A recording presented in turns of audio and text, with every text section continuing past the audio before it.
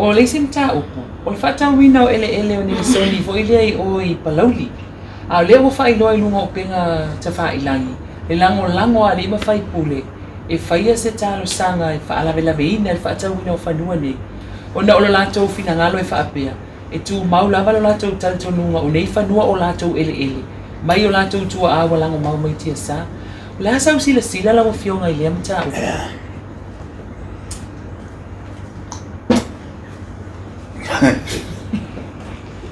al macau po pala limba me lo fa coi quale ya ma sia ya in el mano o sia la tua matau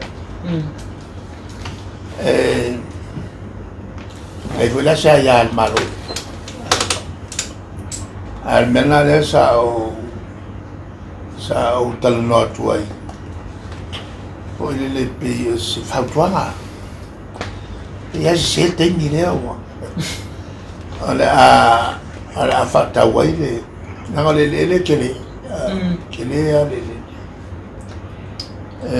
sa tan fatta li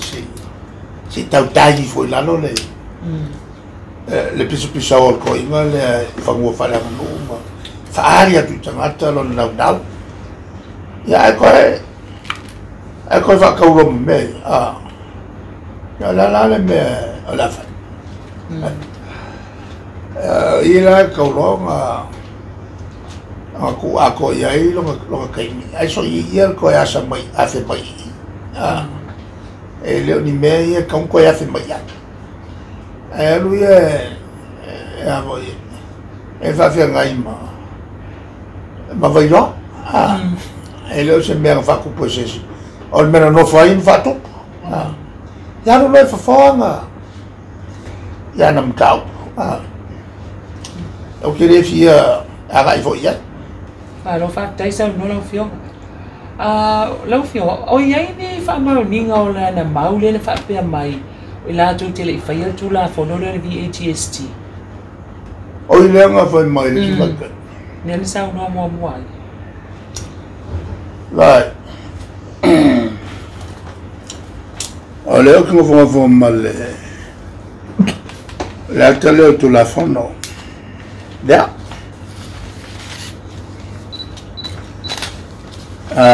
to le coach and services tax le VATST le value added tax ngai la ina o hotels na fale ainga na fale video il taimile na e pe na vatu tono il mota e la fi se la buono manutua la al taimile al fase ese mato fase se mai la to ilunga suya inga tono il palmen e lon suya inga e wal mai palot o tulanga goye wa maleper matovai wa eselto asurulua fa wo to surulima tu boa malatovai ngama wailo le lufu fiku anga le los furul matovai el kaimila nga fasu fiku ya suya el pandene le temilane una fasu wiva wala na lima sifuru ono le sui to tasi e tamata le fa atuai to lima atina tono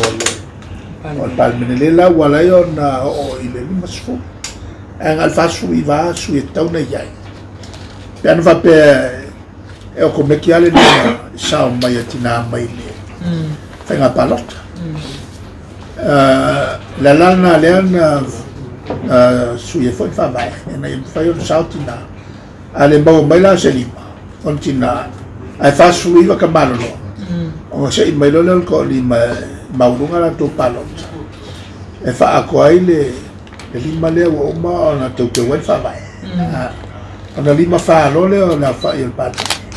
ai fa ia sa wa e palota o le lima o fiku valu iva sfuru ia tina onga kumawale o fa sui va o sui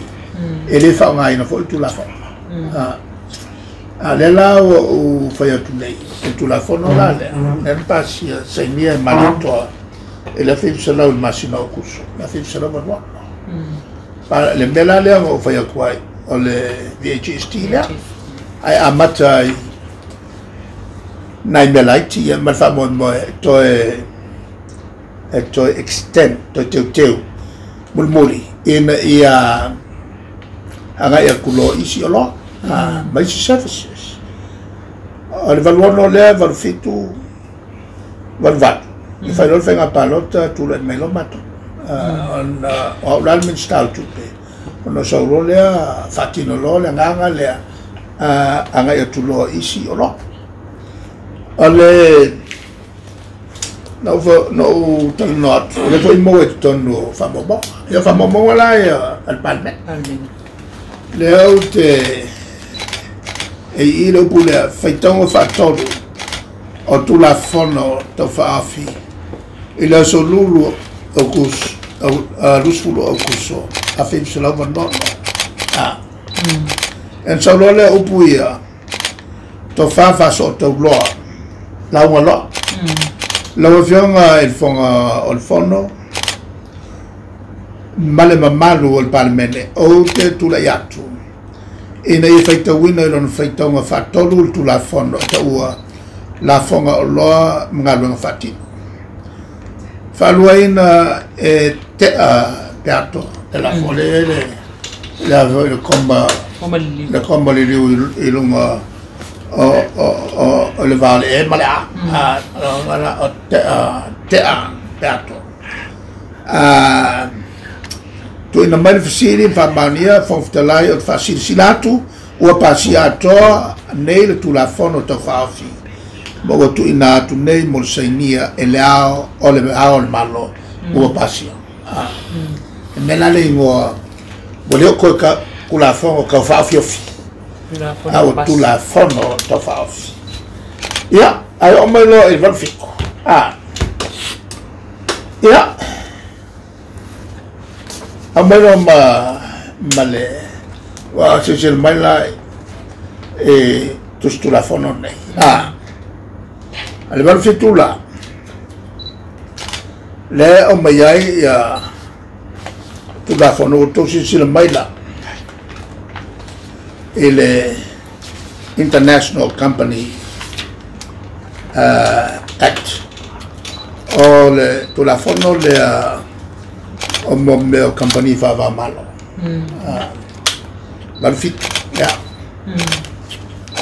man tu el valuono mal val fit al fenga malo le sa sui palmiera coina lo coina ngalo mea ya ale tulanga la na pa fo o tu la fono ai mo le tulanga lava o compagnie nei fa va malo e le sa o ta wa tu fo isi fatala noanga al mamalanga fa sotto lo le na even watu na mafuai on fai ole a fatu le ia le tato compagnia fa va malo pol offshore center le la kilo mai kula fongo umai e lima International Companies Act leno fale tueval a fifselaval fitu Offshore Banking Act 1980 a fifselaval fitu ole International Trust Act a fifselaval fitu o mo meo o company fa va malo ia fa mavainga o Trustee Companies Act 1987 mala International Insurance company umane ai umai tono le o ngai ia fa business me fa mantuala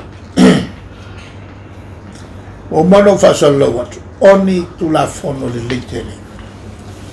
mo malo la fulana matu lang mo inai lang inai tu la fono fa tu mal fa fitu matu le ngayan malo ona matu te lo a me sha wi nga fa matu te e le tele mo malo e fa le yan tu te e le lana la matu mo lo le fa ya matu mo lo fakingo mo ko keu mo ko fa popo kulo mai si meia sa matu tal no mo tu la fono le leka armem ka kia al pasi aku ale ba ku la fono kala ko ai anu ya ko inga le fa olo ka wa ya ko mo mo pule ke le ro po fe la mai ya kum mu mai ya ma fa solo mai la ko ki a o le ko mo pan me pasi ku la fono o ai nga fa mo ko mo po ilo ko manga mangua kaula wala la mai ya isi ai nga ko mo pule e mai ke mai a levo e ko mu ai nga ko mo pule pa se vai la ko kior be no fai